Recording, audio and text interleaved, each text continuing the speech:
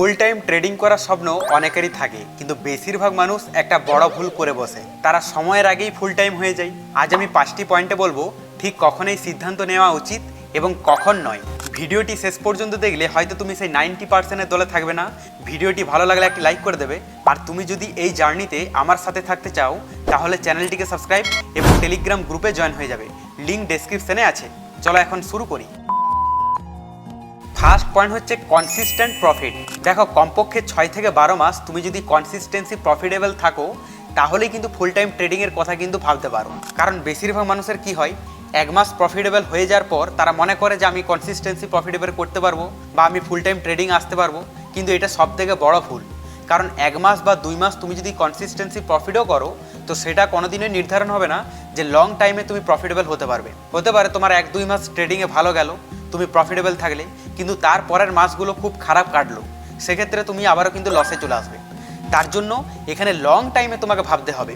Minimum 6 মাস বা 1 বছর তুমি যদি কনসিস্টেন্সি প্রফিটেবল হতে পারো বা থাকতে পারো তাহলে কিন্তু ফুল টাইম ট্রেডিংয়ের কথা ভাববে। এরপর 6 থেকে 12 মাস প্রফিটেবল মানে এইরকমটা না যে প্রত্যেক মাসেই তোমার কিন্তু প্রফিটে ক্লোজ করতে হবে। হতে পারে তোমার 2 মাস হয়তো খারাপ যেতে পারে, 3 মাস ভালো যেতে পারে। এইরকমভাবে প্রফিট লস হয়ে হয়ে তুমি লং টাইমে যদি কনসিস্টেন্সি ঠিক প্রফিটেই চলে আসো তাহলে জানবে তোমার মধ্যে কনসিস্টেন্সি চলে এসেছে, দেন তুমি কিন্তু ফুল টাইম ট্রেডিংয়ের কথা ভাববে। সেকেন্ড নাম্বার পয়েন্ট হচ্ছে এমার্জেন্সি ফান্ড। দেখো, অন্তত 6 থেকে 12 মাসের ব্যক্তিগত খরচের যে টাকা সেটা আলাদা করে রাখো। এতে কি হবে, ট্রেডিংয়ের উপর অতিরিক্ত চাপটা কমবে। দেখো, ট্রেডিং এমন একটা গেম, এখানে প্রফিটও হবে লসও হবে। কনসিস্টেন্সি তুমি প্রফিট তো করতে পারবে না। তো এরপর দেখা গেল কয়েক মাস তোমার খারাপ যাচ্ছে, ট্রেডিংয়ে লসই হচ্ছে, তো সেক্ষেত্রে তোমার ব্যক্তিগত খরচের যে ফান্ডটা সেই টাকাটা যদি আগের থেকেই তোমার জোগাড় করা না থাকে তো সেই টাকা তুমি কোথার থেকে পাবে? তোমার যদি এইরকম প্রথম থেকে চিন্তাভাবনা থাকে যে আমি ট্রেডিং করব, ট্রেডিং থেকে প্রফিট আসবে, সেখান থেকে আমি ব্যক্তিগত খরচ এক্সপেন্স করব, এইরকম চিন্তাভাবনা বেশিরভাগ মানুষের আসে। কিন্তু এইরকম চিন্তাভাবনা নিয়ে তুমি যদি ট্রেডিংয়ে আসো, অন্য বিজনেস হচ্ছে আলাদা, কিন্তু ট্রেডিংয়ের ক্ষেত্রে এটা সম্পূর্ণ আলাদা গেম। যেহেতু ট্রেডিংয়ে একটা লসের ব্যাপার আছে, তো সেই কারণের জন্য তোমাকে এইরকম ভেবে এখানে আসতে হবে যে এখানে কিন্তু কনসিস্টেন্সি প্রফিট পসিবল না। তাই ফুল টাইম ট্রেডিংয়ে আসার আগে অন্তত পক্ষে 6 থেকে 12 মাসের যে ব্যক্তিগত খরচ সেই খরচটা তোমার যাতে আগেই থাকে, যাতে ট্রেডিংয়ের উপর কোনো রকম চাপ না হয়। তাতে তুমি ভালোভাবে ট্রেডিংও করতে পারবে, অতিরিক্ত চাপও থাকবে না। আর অতিরিক্ত চাপ থাকলে ট্রেডিং কিন্তু ভালোভাবে করতেও পারবে না। সেক্ষেত্রে তোমার একটা প্রেসার ক্রিয়েট হবে যে এখান থেকে আমাকে প্রফিট করতেই হবে। আর এইরকম প্রেসার নিয়ে তুমি কোনোদিনই ট্রেডিংয়ে কিন্তু প্রফিট করতে পারবে না। থার্ড নাম্বার পয়েন্ট হচ্ছে প্রুভেন স্ট্র্যাটেজি। দেখো, যে কোনো একটা স্ট্র্যাটেজি সেটা হচ্ছে ব্যাক টেস্ট করো, প্লাস সেটা কিন্তু লাইভে ট্রেড নাও। এরপর যদি দেখো যে 2 জায়গার থেকেই ভালো ফল আসছে তখন কিন্তু তুমি ফুল টাইম ট্রেডিংয়ের কথা ভাবতে পারো। বেশিরভাগ মানুষের প্রবলেমটা কি হয়, তাদের কোনো একটা স্ট্র্যাটেজি আছে, সেই স্ট্র্যাটেজিতে তারা ব্যাক টেস্ট করলো, ব্যাক টেস্টে দেখা গেলো যে ভালো রেজাল্ট আসছে, কিন্তু যখনই তারা অ্যাকচুয়ালি লাইভে অ্যাপ্লাই করছে তখন দেখতে পাচ্ছে যে ভালো রেজাল্ট তো হচ্ছে না, বেশিরভাগ ট্রেডই লস হচ্ছে। তাই ফুল টাইম ট্রেডিংয়ে আসার আগে এমন একটা সিস্টেম বিল্ড করো যে সিস্টেমটার উপর তোমার ফুল ভরসা থাকবে, যেখানে তুমি ব্যাক টেস্ট করবে এবং ব্যাক টেস্ট করে যেরকম রেজাল্ট আসছে লাইভ ট্রেড করেও যেন সেরকমই রেজাল্ট আসে। তাহলে তোমার মধ্যে একটা কনফিডেন্ট বিল হবে এবং সেই কনফিডেন্টের বসে তুমি ফুল টাইম ট্রেডিংয়েও কিন্তু আসতে পারবে ইজিলি ভাবে। 90% মানুষ তো ব্যাক টেস্ট করেই না, কিন্তু যে সমস্ত ট্রেডাররা ব্যাক টেস্ট করে তারা আবার যখন লাইভে ট্রেড অ্যাপ্লাই করে তখন কিন্তু ভালো রেজাল্ট কিন্তু পায় না।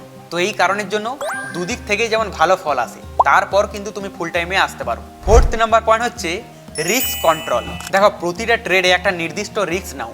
বেশিরভাগ মানুষ এই প্রবলেমটা করে, রিস্ককে তারা গুরুত্বই দেয় না। কিন্তু এটা তো তোমাকে জানতে হবে যে ক্যাপিটাল তুমি যদি না বাঁচাতে পারো তো ফুল টাইম ট্রেডিং তুমি কিভাবে করবে? তোমাকে তো প্রথমে ফার্স্ট ক্যাপিটালকে বাঁচাতে হবে। ক্যাপিটালকে প্রোটেকশন না করতে পারলে তুমি লং টাইমে টিকেও থাকতে পারবে না। তোমাকে আগের থেকে একটা রুলস বানাতে হবে যে তুমি প্রতিটা ট্রেডে ঠিক ম্যাক্স টু ম্যাক্স কত টাকা লস নিতে রাজি আছো। বেশিরভাগ মানুষের এইগুলো কেয়ারই থাকে না। বেশিরভাগ মানুষ হুটহাট জায়গায় ট্রেড নিয়ে ফেলে, বেশি রিস্ক নিয়ে ফেলে। হয়তো কোনো একটা ট্রেডে দেখা গেলো যে 1000 টাকা রিস্ক নিল, পরের ট্রেডে দেখা গেলো আবার 2000 টাকা রিস্কে কনভার্ট করে দিল। তো এইরকমভাবে বড় লস হয়ে যায়। তাই তোমাকে একটা রুলস মেনে চলতে হবে। তোমাকে জানতে হবে এটা একটা বিজনেস, তো বিজনেস মানে বিজনেসের মতো তোমাকে ভাবতে হবে। সেক্ষেত্রে তুমি ক্যাপিটালও বাঁচাতে পারবে, কারণ তুমি জানো যে একদিনে আমার ম্যাক্স টু ম্যাক্স কত টাকা লস হতে পারে। তাই ফুল টাইম ট্রেডার হতে চাইলে capital protection must. Fifth number point হচ্ছে ইমোশন কন্ট্রোল। দেখো, রাগ, ভয়, ফোমো বা রিভেঞ্জ ট্রেডিং তুমি এখনো পর্যন্ত যদি নিজের কন্ট্রোলে নিয়ে না আসতে পারো তো সেক্ষেত্রে ফুল টাইমের কথা কিন্তু ভাবো না।